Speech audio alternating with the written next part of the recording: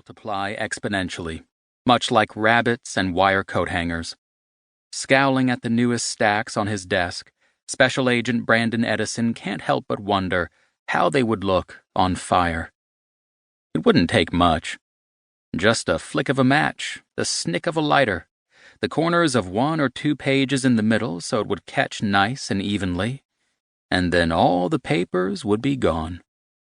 If you set them on fire, they'll just print them off again, and you'll have all of it plus the paperwork about the fire, says a laughing voice to his right. Shut up, Ramirez, he sighs. Mercedes Ramirez, his teammate and friend, just laughs again and leans back in her chair, stretching into a long, slightly curved line. Her chair creaks in protest. Her own desk is covered in papers. Not stacks, just covered. If he asks her for any specific piece of information, she'll find it in under a minute, and he will never understand how. In the corner, facing their angled desks, is the lair of their senior partner, Supervisory Special Agent in Charge Victor Hanoverian. To Edison's disgust and amazement, all the paperwork on that desk seems to be done, sorted into colored folders. As the leader of their intrepid trio, Vic has more paperwork than either of them, and he always has it finished first. 30 years in the Bureau does that to a person, Edison supposes, but it's a terrifying thought. He looks back at his own desk, at the newest stack, and grumbles as he reaches for the top pages. He has a system, one that baffles Ramirez as much as hers unnerves him, and despite the height of the pile, it doesn't take him long to move the papers to the appropriate columns at the back of his desk, sorted by both topic and priority. They align neatly with the back edge and corners of the surface, alternating portrait and landscape within each stack. Has a nice doctor ever talked to you about that? Asks Ramirez. Has A&E ever staged an intervention about yours? She snickers and turns back to her desk. It would be nice if, just once in a while, she rose to the bait.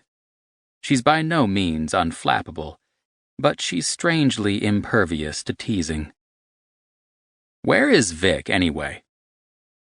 On his way back from a deposition. Bliss asked for him to be there.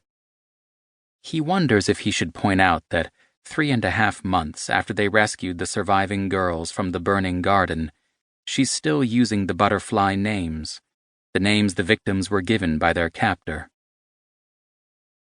He doesn't point it out. She probably knows. The job is easier, most of the time, if they can put everything in neat little boxes in their minds, and who the girls were before they were taken is harder to integrate. He needs to get to work. It's a paperwork day, or mostly, and he really should make at least one of those piles disappear by the end of the day. His eye falls on the colorful tower of folders that lives on the back right corner of his desk, growing over the years with more folders, but no answers. That stack never disappears.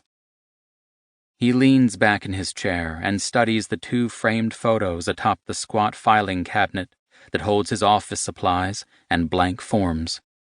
One is of him and his sister on a long-ago Halloween, one of the last times he saw her, before she got snatched off the street on the way home from school.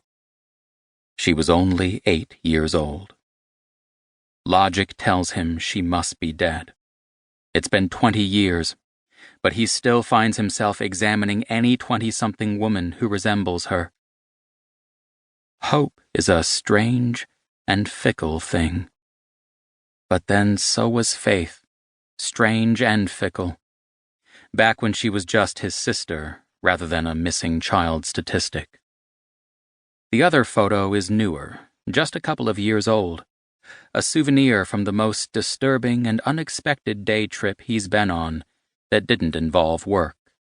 Priya and her mother dragged him on a number of strange sightseeing trips during the 6 or so months they lived in D.C., but that jaunt was the stuff of nightmares. He's not even sure how they ended up in a field full of massive presidential